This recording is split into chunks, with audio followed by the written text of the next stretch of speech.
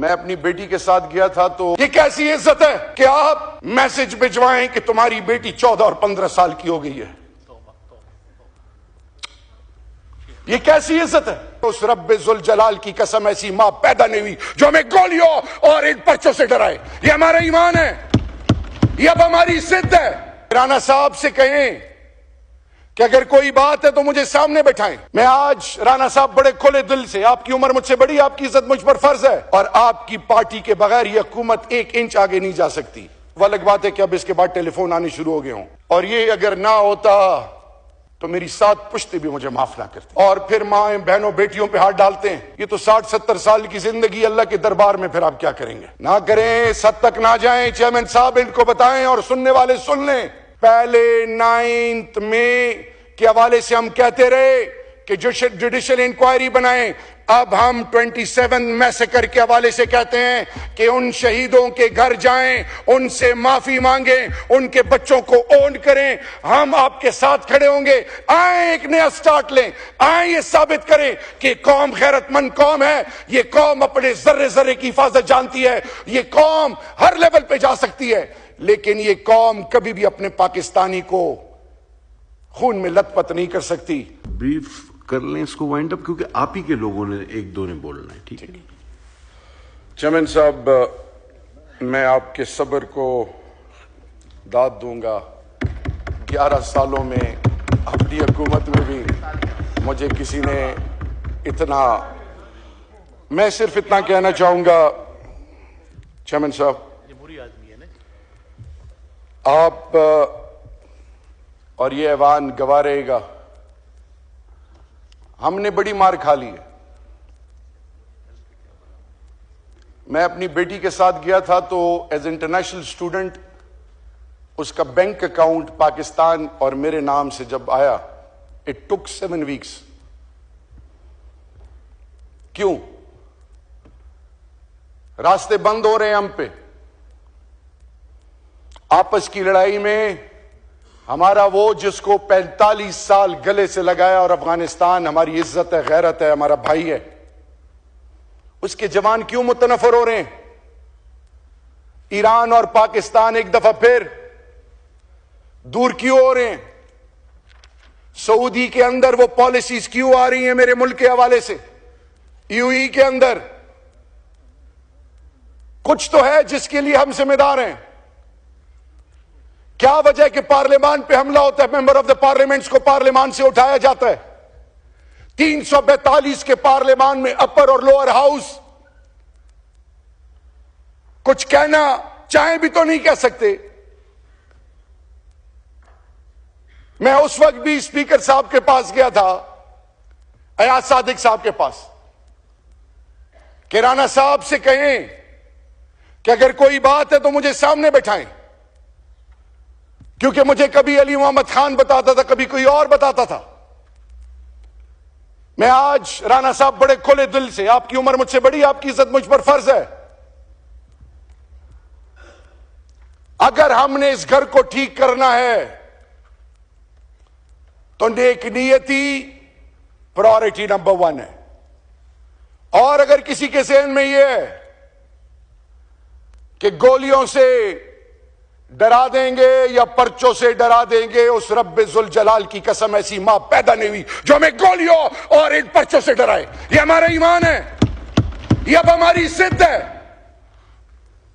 عمران خان کو اس قوم کی ضرورت ہے، اس پارلیمان اور اس ملک کے اندر تمام پولیٹیکل پارٹیز کے بیچ میں ٹروتھ اینڈ ریکانسیلیشن کے علاوہ ایک یونٹی اور ایک نئی کمٹمنٹ کے لیے ہم سب کو بیٹھنا پڑے گا۔ ہم سب آپ کی عزت کرتے ہیں، لیکن یہ کیسی عزت ہے کہ مجھے آپ کہتے ہو کہ ہم بنی گالا گئے اور پھر ماں بہنوں بیٹیوں پہ ہاتھ ڈالتے ہیں۔ یہ کیسی عزت ہے کہ آپ میسج بھجوائیں کہ تمہاری بیٹی 14 اور 15 سال کی ہو گئی ہے؟ یہ کیسی عزت ہے؟ جو ماں اور بچیاں روڈوں پہ بھاگ رہی ہوں اور اسلام آباد F8 کی سڑکوں پہ. اور یہ اگر نہ ہوتا تو میری 7 پشتے بھی مجھے معاف نہ کرتی. نہ کریں، اس حد تک نہ جائیں. چیئرمین صاحب ان کو بتائیں اور سننے والے سن لیں. اس حد تک نہ جائیں. آپ کہتے ہیں آپ ریڈ زون میں آئے تھے، آپ نے ہمارے بندے بھی شہید کر دیے، زخمی بھی ہو گئے، پرچے بھی ہمارے خلاف کر دیے، کیا کیا کرنے جا رہے ہیں. تو وہ یہ تو 60-70 سال کی زندگی اللہ کے دربار میں، پھر آپ کیا کریں گے؟ میں آخر میں ایک پولیٹیکل ورکر، ایک خان کے سپاہی اور ایک پاکستان کا باسی ہونے سے یہ میرا چیئرمین صاحب آپ سے ریکویسٹ ہے، کیونکہ میرا آپ سے اس کرسی پہ بیٹھنے سے پہلے آپ کے بارے میں میری ایک اور پرسپشن تھی، لیکن آپ واقعی جب آپ جی بھٹو کہتے ہیں تو لگتا ہے آپ کی بھٹو صاحب کے ساتھ کمٹمنٹ ہے. آپ کو اس کی کمٹمنٹ کی قسم، اگر آپ اس کرسی پہ بیٹھے ہیں اور یہ ڈیبیٹ چل پڑی ہے اور آپ کی پارٹی کے بغیر یہ حکومت 1 انچ آگے نہیں جا سکتی. وہ الگ بات ہے کہ اب اس کے بعد ٹیلی فون آنے شروع ہو گئے ہوں. اگر آپ واقعی بھٹو صاحب کے سپاہی ہیں، اس انیشیٹو کو یا مت روکیں، لیکن اس انیشیٹو کو یہ نہ سمجھے کوئی کہ یہ ہماری کوئی کمزوری ہے یا ڈر ہے. پہلے 9 مئی کے حوالے سے ہم کہتے رہے کہ جوڈیشل انکوائری بنائیں. اب ہم 27 میسیکر کے حوالے سے کہتے ہیں کہ ان شہیدوں کے گھر جائیں، ان سے معافی مانگیں، ان کے بچوں کو اون کریں. ہم آپ کے ساتھ کھڑے ہوں گے. آئیں ایک نیا سٹارٹ لیں، آئیں یہ ثابت کریں کہ قوم غیرت مند قوم ہے، یہ قوم اپنے ذرے ذرے کی حفاظت جانتی ہے، یہ قوم ہر لیول پہ جا سکتی ہے، لیکن یہ قوم کبھی بھی اپنے پاکستانی کو خون میں لت پت نہیں کر سکتی. اللہ ہمیں ہمت اور توفیق دے، اور اللہ وہ سحر ہمیں نصیب کرے کہ جس سے میرے ملک کی عزتوں میں اضافہ ہو. اور میں آج آپ سے یہ جو ریگریٹ ہے نا، یہ اندر مار دیتا ہے. بھٹو صاحب کے حوالے سے ایز میرے بھی وہ آئیڈیل رہے ہیں. میں آج آپ سے ریکویسٹ کروں گا، عمران خان صاحب جو اندر ہیں، 3 قسم کے لوگ ان سے مل رہے ہیں: family, political team and legal team.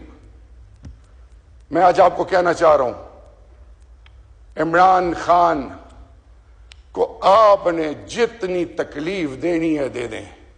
کیونکہ مجھ سے جب کسی نے پوچھا کہ عمران خان کے بارے میں کیا رائے رکھتے ہو، تو میں نے کہا جب میں عمران خان سے ملتا ہوں میرا اللہ پر ایمان اور مضبوط ہوتا ہے. اس کو آپ شکست نہیں دے سکتے، نہیں دے سکتے، نہیں دے سکتے.